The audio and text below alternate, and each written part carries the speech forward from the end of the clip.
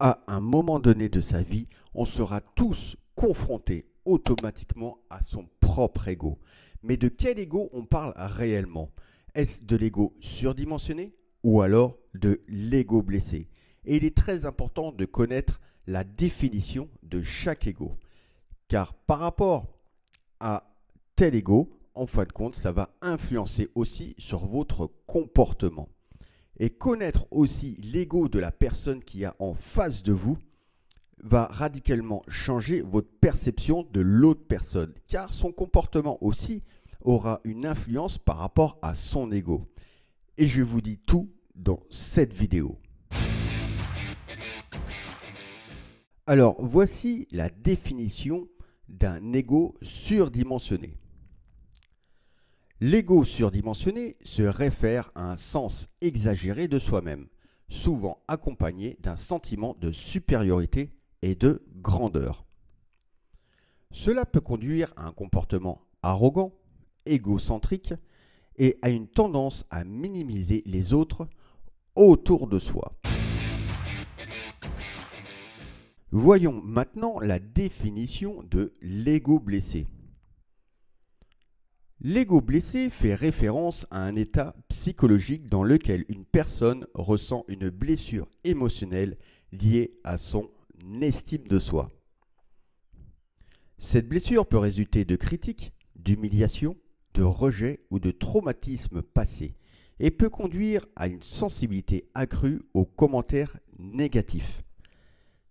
Bien sûr, cette personne avec un ego blessé sera à la recherche constante de validation extérieure et à des comportements défensifs ou compensatoires pour protéger ou restaurer l'estime de soi blessée. Alors la question, que faire face à une personne avec de l'ego surdimensionné avec de l'impulsivité?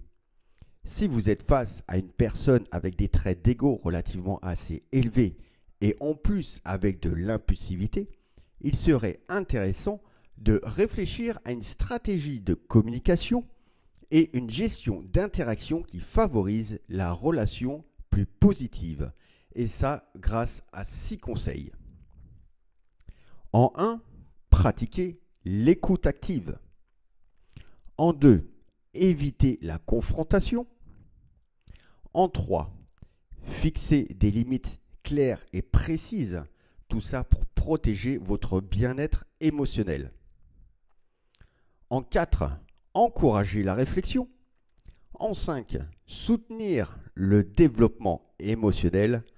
Et en 6, modéliser un comportement positif. Quelle attitude à avoir face à une personne avec un fort ego, mais surtout avec de l'impulsivité? Votre attitude sera très important, voire même primordial pour garder cette relation saine, que ce soit amicale ou affective. Et pour ça, en plusieurs points. Déjà, l'empathie, ce qui est primordial, car l'empathie va servir aussi, va donner une information pour l'autre personne qu'elle est réellement écoutée et entendue. Le 2, le calme. Soyez calme et soyez totalement maître de vos émotions. En 3, la communication assertive. En 4, définir des limites. En 5, orientation des solutions. Et en 6, patience et compréhension.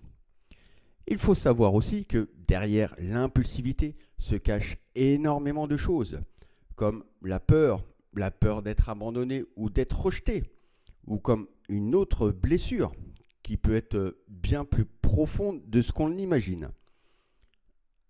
Aussi, l'impulsivité montre aussi cette tendance à ne pas être écoutée ou comprise de l'autre. L'impulsivité se cache aussi peut-être un passé assez douloureux, comme être maltraité physiquement ou alors verbalement. Alors, le comportement avec un ego surdimensionné. Le comportement avec un ego surdimensionné peut se manifester de différentes manières. Par exemple, recherche constante d'admiration et de validation. Besoin de dominer les autres. Mépris envers ceux qui sont perçus comme inférieurs. L'incapacité à accepter la critique ou l'échec. Et enfin, une tendance à se vanter pour une auto-valorisation. Savoir aussi que cet ego surdimensionné prouve bien derrière qu'il y a un énorme manque de confiance en soi et d'estime de soi.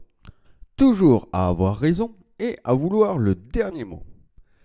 Bien sûr, c'est le premier trait avec une personne qui a un ego surdimensionné. Et cela va avoir un comportement plus ou moins négatif, vu qu'elle va vouloir se sentir toujours supérieure à l'autre. Et cela va la pousser à ne pas du tout accepter ses erreurs, ou à ne pas vouloir dire ses erreurs. Car avec un ego surdimensionné, bien sûr, on se croit toujours supérieur à l'autre ou mieux que l'autre. Et malheureusement, ça va créer des conflits et des tensions dans ces interactions relationnelles. Alors, sur le fait d'avoir toujours raison et à vouloir le dernier mot et associé avec un ego surdimensionné, bien sûr, chez cette personne, il y aura énormément de frustration si jamais elle se sent défiée, une remise en question ou ignorée. Donc, à travers cette frustration, va engendrer bien sûr de la colère si les points de vue ou les opinions sont complètement différentes à sa propre perception. Bien sûr, avec l'ego surdimensionné, ces personnes auront des difficultés à pouvoir gérer ses émotions. Donc, l'incapacité à gérer ses émotions, en particulier si la personne se sent menacée ou confrontée à des opinions divergentes. Leur besoin de contrôle et de pouvoir peut les rendre plus susceptibles de réagir de manière émotionnelle comme la colère, l'agressivité ou le mépris, plutôt que de faire preuve d'empathie, de compréhension et de diplomatie. Il est essentiel de développer des compétences émotionnelles pour mieux gérer leurs réactions et leurs interactions avec les autres. Alors surtout ne pas confondre entre l'ego surdimensionné et l'ego blessé. L'ego surdimensionné peut parfois masquer un ego blessé sous une attitude arrogante ou supérieure. Alors que l'ego blessé peut parfois adopter des comportements défensifs ou compensatoires pour protéger leur estime de soi fragilisée ou blessée. Reconnaître ces nuances peut aider à mieux comprendre et à gérer les dynamiques interpersonnelles. Les personnes avec un ego blessé se sont construit une carapace. Bien sûr, car cette carapace va les aider surtout à se protéger, mais surtout à dissimuler leur sensibilité. Et ils auront plusieurs sortes de comportements. En 1, une attitude défensive. En 2, un comportement d'évitement. En 3, des masques sociaux. En 4, des mécanismes de défense. En 5, ils peuvent utiliser la projection, la rationalisation et le déni. Et en 6, un mécanisme d'adaptation pour éviter d'autres blessures émotionnelles.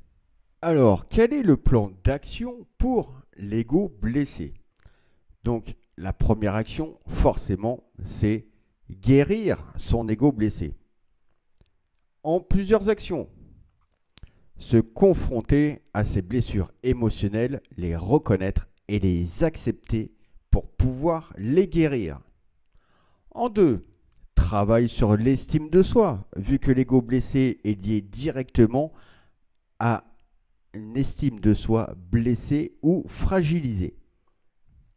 En 3, faire face au traumatisme du passé. En 4, apprendre à se pardonner et à se valoriser.